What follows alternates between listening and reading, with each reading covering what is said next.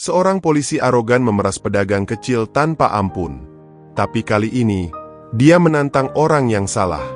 Kakek pemulung yang tampak lemah, ternyata mantan pendekar legendaris.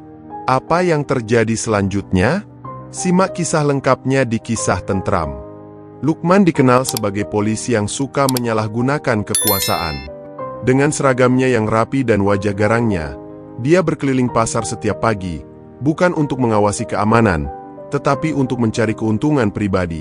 Pedagang-pedagang kecil sudah akrab dengan kelakuannya yang suka meminta uang keamanan dengan jumlah yang tidak masuk akal. Beberapa dari mereka sudah bosan melapor karena tidak ada tindakan nyata dari pihak kepolisian. Justru, semakin mereka melapor, semakin keras tekanan yang diberikan Lukman. Pagi itu, matahari baru saja menampakkan sinarnya ketika Lukman berjalan memasuki pasar dengan langkah penuh percaya diri. Sepatu kulitnya yang mengkilap beradu dengan jalanan becek, tapi dia tidak peduli.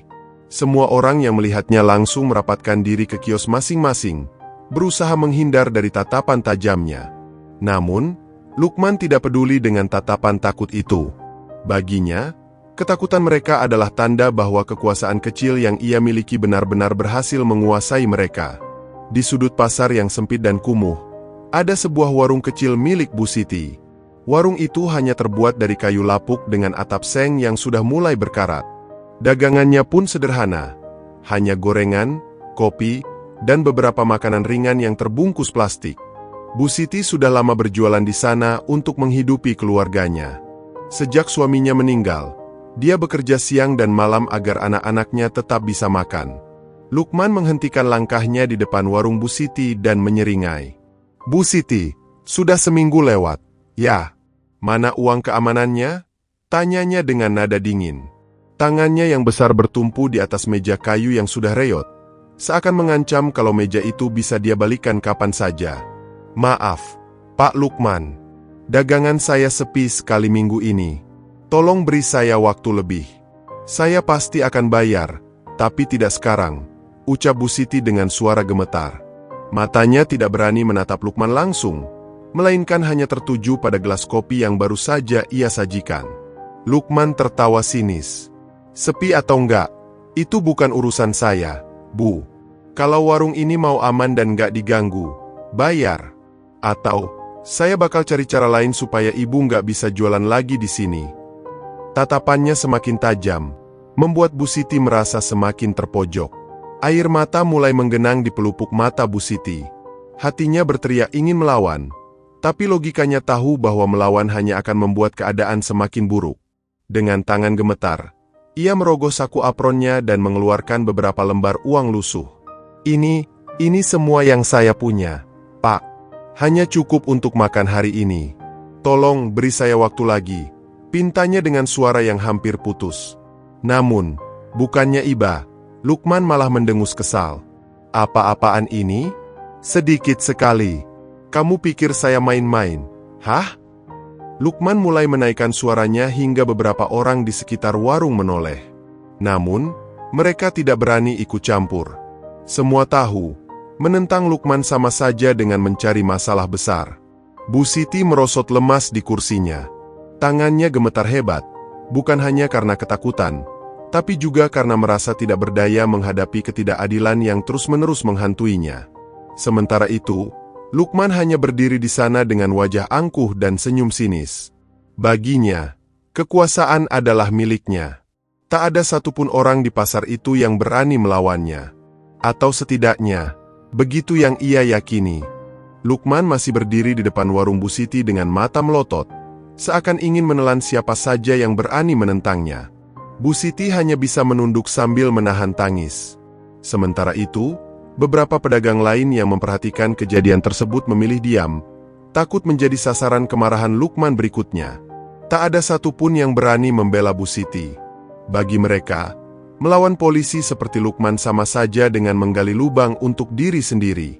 Di tengah ketegangan itu, terdengar suara langkah pelan dari arah belakang.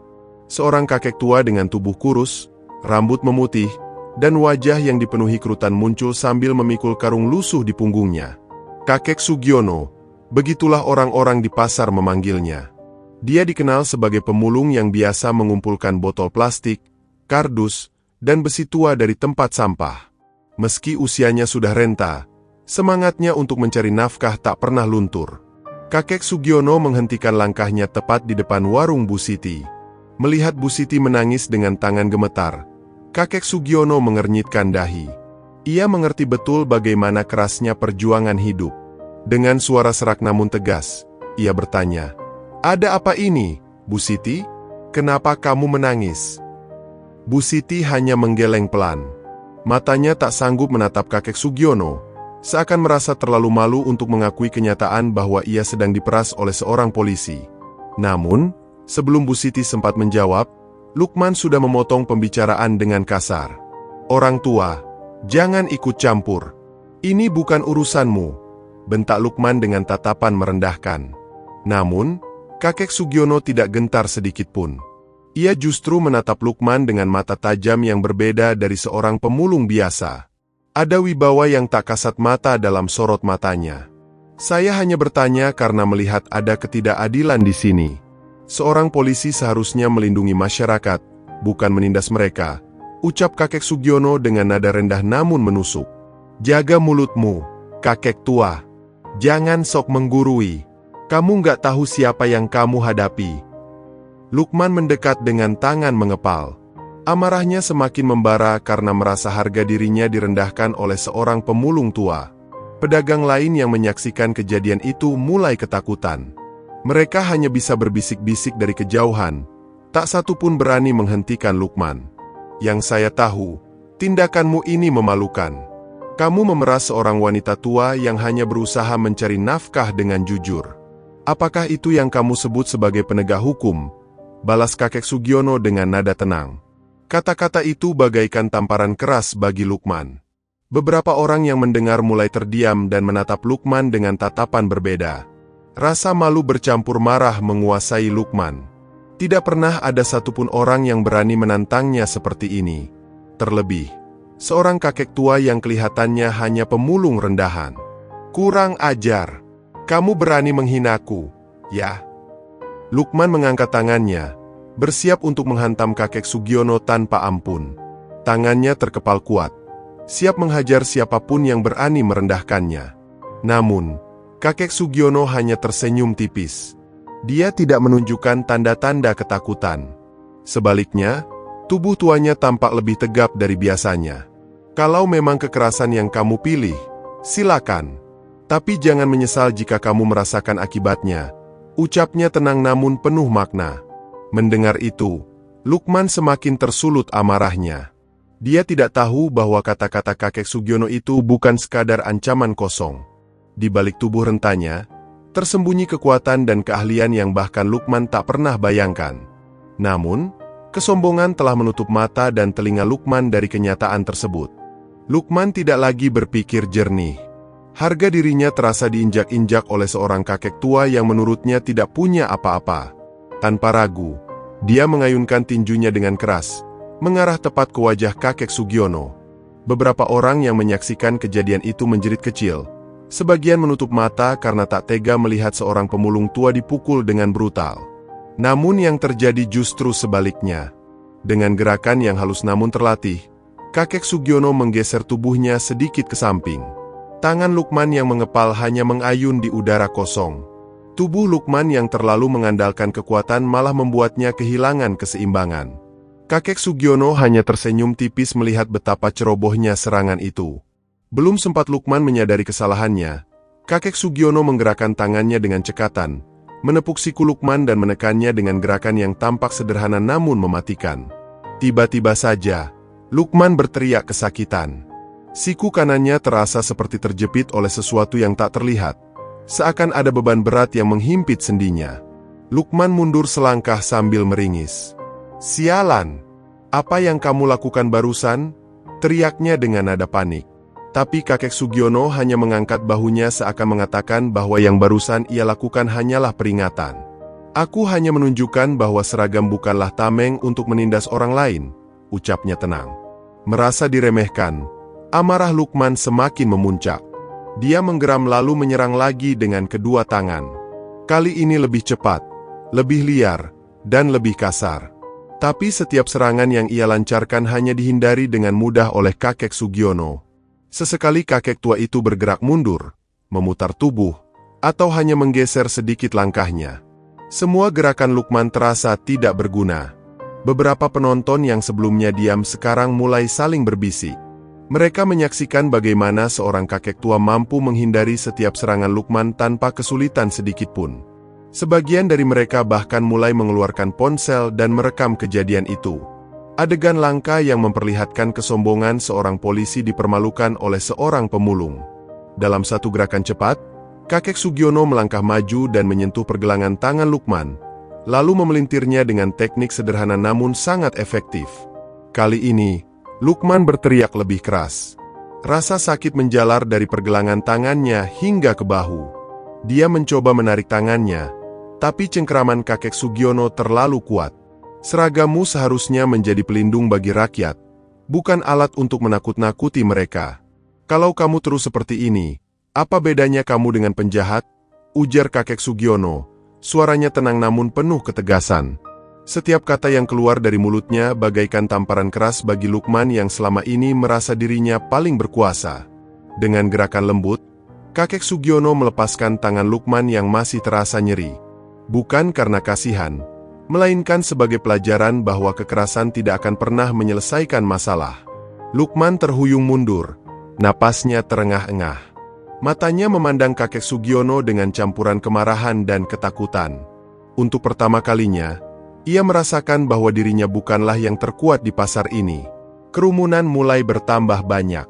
Beberapa pedagang berbisik dengan nada kagum, sementara yang lain merasa lega bahwa ada seseorang yang berani menantang Lukman. Tapi bagi Lukman, ini semua adalah penghinaan besar. Dia tak hanya kalah, tapi juga dipermalukan di depan banyak orang. Tangannya bergetar, bukan hanya karena rasa sakit, tapi juga karena amarah yang tidak bisa ia luapkan. Namun, bukan berarti masalah selesai di sini. Meski tubuhnya terasa remuk, Lukman menyusun rencana busuk dalam pikirannya. Baginya, kekalahan ini hanya sementara. Besok, dia akan memastikan kakek Sugiono membayar mahal atas penghinaan yang telah diberikan kepadanya. Dengan wajah penuh kebencian, Lukman berbalik dan pergi meninggalkan kerumunan yang masih sibuk membicarakan peristiwa tersebut. Pagi hari berikutnya, suasana pasar kembali seperti biasa. Para pedagang sudah mulai membuka lapak dan menjajakan dagangannya. Namun, pembicaraan tentang kejadian kemarin masih hangat di antara mereka. Semua orang kagum pada keberanian kakek Sugiono yang berhasil mengalahkan Lukman, si polisi arogan. Mereka akhirnya merasa ada sedikit keadilan yang berpihak pada mereka, meski hanya sesaat.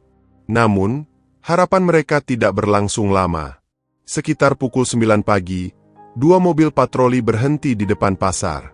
5 orang polisi berseragam turun dari mobil dengan wajah serius. Di antara mereka, Lukman berdiri dengan tangan terbalut perban dan wajah penuh kebencian. Tatapannya menyapu seluruh pasar, mencari satu orang yang menjadi sasaran balas dendamnya. "Di mana kakek pemulung itu?" teriak Lukman dengan suara menggelegar. Beberapa pedagang yang melihat kehadirannya langsung membisu.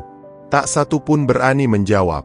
Beberapa di antaranya bahkan pura-pura sibuk dengan lapak mereka, takut menjadi korban kemarahan Lukman. Namun, Lukman tak peduli. Ia terus melangkah maju, ditemani polisi-polisi lain yang tampak kebingungan melihat tingkahnya. Tanpa ragu, ia menunjuk seorang pemuda yang tengah mengangkat sayuran dari gerobak. "Kamu! Di mana kakek tua itu?" bentaknya kasar. Di sana, Pak." Di belakang pasar, jawab pemuda itu gemetar sambil menunjuk arah tempat kakek Sugiono biasa mengumpulkan barang rongsokan.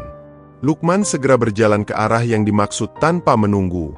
Di belakangnya, para polisi lain mengikuti dengan raut wajah cemas, tak mengerti mengapa Lukman begitu tergesa-gesa. Ketika mereka sampai di sana, kakek Sugiono sedang duduk di atas tumpukan kardus bekas sambil merapikan barang-barang hasil kerjanya pagi itu. Meski terlihat lelah, wajahnya tetap tenang seperti biasanya. Namun, ketenangan itu segera sirna ketika Lukman dan anak buahnya berdiri mengelilinginya. "Ini dia si kakek sok jagoan. Kamu pikir bisa seenaknya menghinaku di depan orang banyak? Hah?" teriak Lukman dengan mata melotot. Tanpa menunggu jawaban, ia memberi isyarat kepada 2 polisi yang mengikutinya. Mereka segera mencengkeram lengan kakek Sugiono dan menyeretnya berdiri. "Bapak mau apa?" "Saya tidak melakukan kesalahan apapun," ucap kakek Sugiono dengan suara yang tetap tenang meski kedua tangannya dicengkeram kuat. Lukman menyeringai sambil menunjukkan surat penangkapan yang sengaja dibuat dengan laporan palsu. "Kamu sudah menyerang seorang petugas negara. Melawan penegak hukum adalah kejahatan serius. Tahu? Kamu akan meringkuk di penjara, kakek tua." Tanpa banyak bicara, Lukman dan anak buahnya membawa kakek Sugiono ke kantor polisi. Di sepanjang perjalanan, para pedagang hanya bisa menyaksikan dengan hati tersayat. Mereka tahu kakek Sugiono tidak bersalah, tapi mereka juga sadar bahwa melawan polisi sama saja dengan mencari masalah yang lebih besar. Namun, sesuatu yang tidak pernah Lukman duga telah terjadi. Beberapa pedagang yang menyaksikan kejadian kemarin ternyata berhasil merekam seluruh insiden dengan ponsel mereka. Rekaman itu kini tersebar luas di media sosial, menarik perhatian berbagai pihak.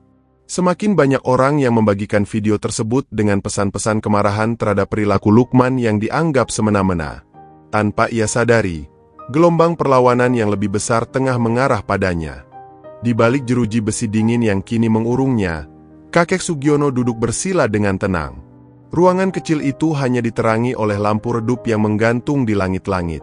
Meski tubuhnya letih dan pergelangan tangannya terasa nyeri akibat cengkeraman kasar para polisi, ketenangannya sama sekali tidak goyah. Di matanya, keadilan bukanlah sesuatu yang bisa dihancurkan oleh kekuasaan atau seragam. Sementara itu, di luar kantor polisi, situasi mulai memanas. Video rekaman perdebatan dan pertarungan antara kakek Sugiono dan Lukman tersebar dengan cepat di berbagai platform media sosial. Dalam waktu singkat, tagar "bebaskan kakek Sugiono" menjadi trending di mana-mana.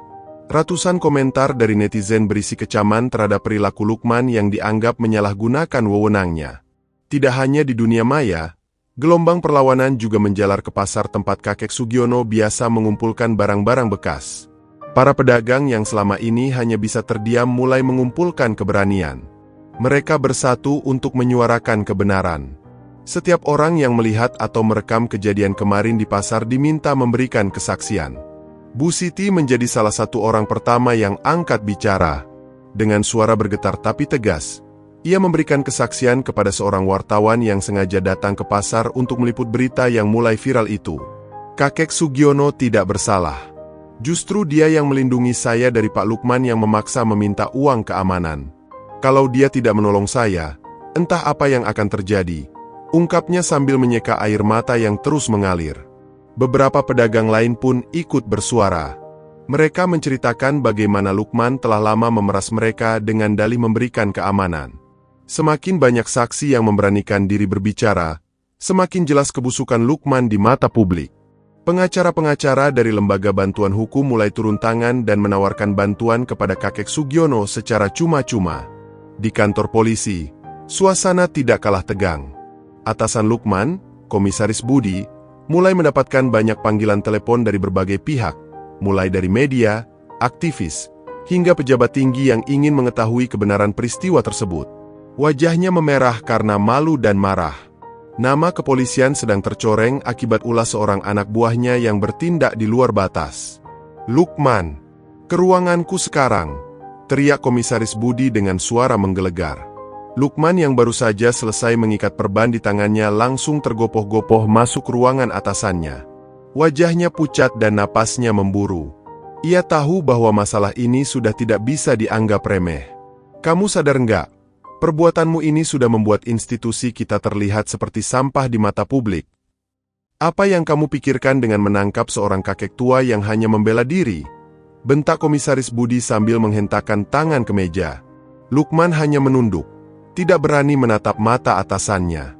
Kata-kata itu menohok perasaannya, namun kesombongan masih saja menyelimuti hatinya. "Pak, tapi dia telah menyerang saya lebih dulu. Itu tindakan melawan petugas." Lukman berusaha mencari pembenaran. Namun, matanya menyiratkan ketakutan yang tidak mampu ia sembunyikan. "Melawan petugas, katamu. Jelas-jelas di rekaman video itu, kamu yang menyerangnya dulu. Apa kamu pikir, Semua orang akan memaafkanmu hanya karena kamu memakai seragam polisi. Komisaris Budi menggelengkan kepala dengan wajah kecewa. Besok akan diadakan sidang untuk menentukan nasib kakek Sugiono. Dan jika kebenaran berpihak padanya, kamu akan menghadapi konsekuensi yang sangat serius. Lukman terdiam. Kata-kata atasannya terngiang terus di telinganya.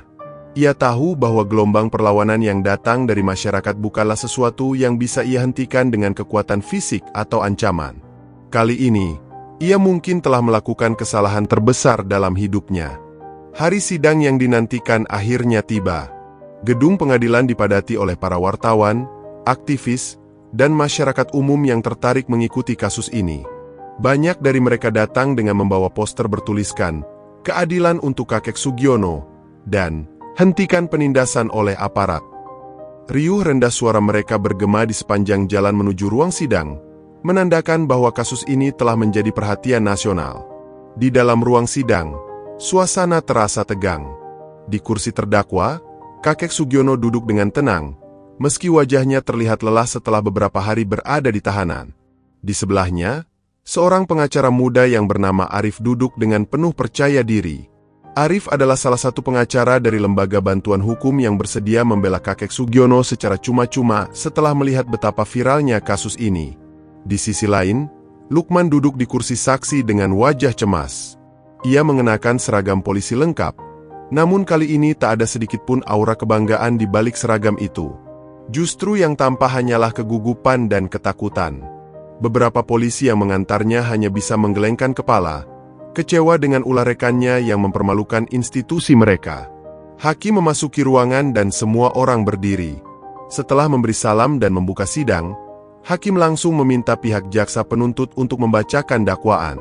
Jaksa menjelaskan bahwa kakek Sugiono didakwa melakukan penyerangan terhadap seorang petugas negara yang sedang menjalankan tugasnya. Namun, dari nada suaranya yang ragu-ragu, tampak jelas bahwa bahkan jaksa sendiri tak sepenuhnya yakin dengan tuduhan itu. Setelah jaksa selesai, giliran Arif yang berdiri. Dengan langkah mantap, ia mulai memaparkan pembelaannya.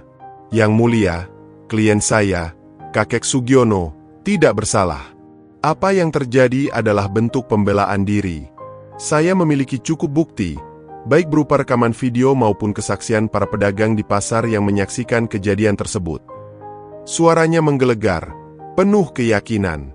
Arif kemudian memutar video yang direkam oleh salah seorang pedagang.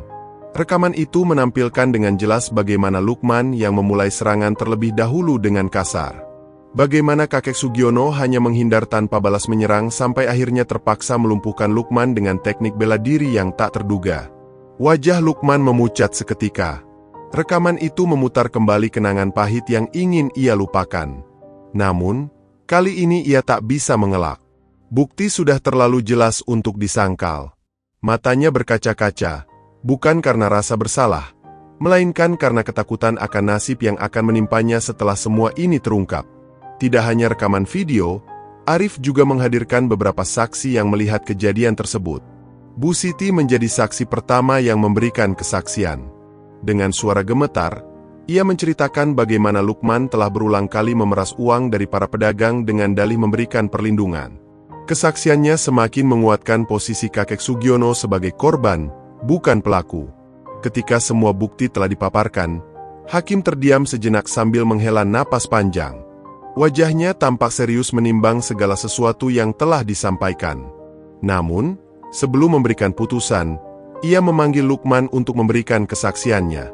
Lukman berdiri dengan tubuh bergetar, mencoba memberikan alasan dan pembenaran. Namun, setiap kata yang ia ucapkan terdengar seperti kebohongan yang memuakkan. Akhirnya, setelah mempertimbangkan semua bukti dan mendengarkan kesaksian dari kedua belah pihak, hakim mengetuk palu. Setelah mempertimbangkan semua bukti yang telah disajikan, pengadilan memutuskan bahwa kakek Sugiono dinyatakan tidak bersalah. Tindakannya dianggap sebagai pembelaan diri yang sah terhadap tindakan provokasi dan kekerasan yang dilakukan oleh saudara Lukman. Suara hakim menggelegar dan disambut tepuk tangan gemuruh dari para penonton yang memenuhi ruang sidang. Namun, bagi Lukman, suara ketukan palu itu bukanlah akhir, melainkan awal dari kehancurannya. Putusan sidang itu menjadi berita besar di seluruh negeri. Media massa terus menyoroti kasus tersebut, menyajikan berbagai sudut pandang dan mewawancarai para ahli yang sepakat bahwa tindakan Lukman sudah melampaui batas kewenangannya sebagai seorang polisi. Institusi kepolisian pun tak lepas dari sorotan. Tekanan publik semakin besar, memaksa pimpinan kepolisian untuk segera mengambil tindakan tegas. Beberapa hari setelah persidangan, surat keputusan pemecatan Lukman dikeluarkan oleh pihak kepolisian. Dengan rasa malu yang tak terhingga, ia dipanggil menghadap Komisaris Budi. "Lukman, dengan ini kamu dinyatakan tidak lagi menjadi bagian dari kepolisian. Mulai hari ini, semua hak dan kewenanganmu sebagai polisi telah dicabut," ucap Komisaris Budi dengan nada tegas tanpa sedikit pun rasa simpati. Lukman hanya menunduk. Kepalanya terasa berat, dadanya sesak. Tidak pernah terlintas dalam pikirannya bahwa hidupnya akan berakhir sehancur ini. Dulu ia merasa bisa melakukan apa saja karena memiliki kekuasaan. Namun kini, semuanya lenyap. Harga dirinya, seragam yang selalu ia banggakan, dan pekerjaan yang menjadi sumber penghasilannya, hilang begitu saja. Kehidupan Lukman berubah drastis setelah dipecat dari kepolisian. Uang tabungannya habis dengan cepat karena ia tak memiliki pekerjaan lain. Rumah kontrakannya pun akhirnya harus ia tinggalkan karena tak mampu membayar sewa. Kini, ia terpaksa hidup menggelandang di jalanan, menyusuri lorong-lorong kumuh yang dulu tak pernah ia perhatikan. Ironisnya, untuk bertahan hidup, Lukman mulai mengais-ngais barang bekas di sekitar pasar. Pekerjaan yang dulu ia hina dan remehkan. Tangan yang pernah menghunuskan kekerasan kini mengais sampah dengan penuh putus asa. Wajahnya yang dulu sombong kini kusut dan penuh debu. Setiap hari, ia dihantui oleh tatapan orang-orang yang mengenalnya sebagai mantan polisi arogan. Suatu siang yang terik, Lukman duduk terengah-engah di bawah jembatan dengan segenggam plastik botol bekas di tangannya. Keringatnya bercucuran, dan perutnya melilit karena kelaparan. Tak ada siapapun yang peduli padanya. Semua orang menghindarinya seperti wabah. Ia kini benar-benar hidup terbuang. Namun, di tengah keterpurukannya, Lukman melihat sosok yang tak asing baginya. Kakek Sugiono sedang melintas di depan pasar sambil membawa karung rongsokan di pundaknya. Wajah tua itu tampak tenang, bahkan tersenyum ramah kepada para pedagang yang menyapanya. Meski hidup dengan kesederhanaan, kakek Sugiono tampak damai, tidak seperti dirinya yang tenggelam dalam penderitaan. Lukman merasa hatinya hancur. Tiba-tiba saja ia teringat semua keburukan yang pernah ia lakukan. Perbuatannya kepada kakek Sugiono, kepada para pedagang, dan kepada banyak orang yang pernah ia tindas. Semuanya kini berbalik menghantuinya. Ia ingin meminta maaf, namun rasa malu dan penyesalan yang mendalam membuatnya tak sanggup berkata-kata. Hari demi hari, kehidupan Lukman semakin memburuk. Tubuhnya semakin kurus dan kesehatannya memburuk karena kurangnya makanan dan istirahat. Tak ada satupun orang yang mau menolongnya. Mereka yang dulu pernah ia tindas kini membiarkannya hidup merana. Kehidupannya kini menjadi bukti nyata bahwa kezaliman dan kesombongan hanya akan membawa kehancuran. Di akhir hidupnya yang menyedihkan, Lukman menyadari satu hal. Karma itu nyata. Dan apa yang ia terima sekarang adalah balasan dari semua kesalahan yang pernah ia perbuat. Tidak ada lagi seragam, tidak ada lagi kekuasaan. Hanya ada penyesalan yang datang terlambat. Kisah ini mengajarkan kepada kita bahwa kesombongan dan kekuasaan yang disalahgunakan hanya akan membawa kehancuran. Menindas yang lemah bukanlah tanda kekuatan, melainkan kelemahan hati yang tak mampu mengendalikan nafsu diri. Seorang yang merasa dirinya hebat karena kekuasaan, pada akhirnya akan terjatuh oleh kesombongannya sendiri. Seperti yang dialami oleh polisi arogan tersebut. Ketika kekuasaan sudah dicabut darinya, ia tak lebih dari seorang manusia biasa yang rapuh dan tak berdaya. Kakek pemulung yang tampak lemah ternyata memiliki kekuatan sejati. Bukan hanya kemampuan bela dirinya, tapi juga ketenangan dan kerendahan hatinya. Ia hanya bertarung untuk membela diri dan orang-orang yang lemah, bukan untuk menyombongkan kekuatannya. Keadilan sejati tak selalu datang dari tangan yang kuat, tapi dari hati yang bersih dan keberanian untuk menegakkan kebenaran. Apa yang terjadi pada kakek pemulung ini adalah bukti bahwa kebaikan dan ketulusan akan selalu menemukan jalannya meski di tengah kesewenang-wenangan. Semoga kita semua dapat mengambil pelajaran dari kisah ini. Jangan pernah meremehkan orang lain hanya karena penampilan mereka.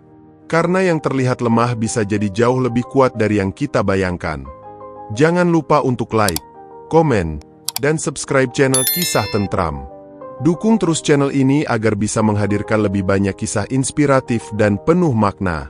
Aktifkan juga lonceng notifikasinya agar kamu nggak ketinggalan cerita terbaru dari kami.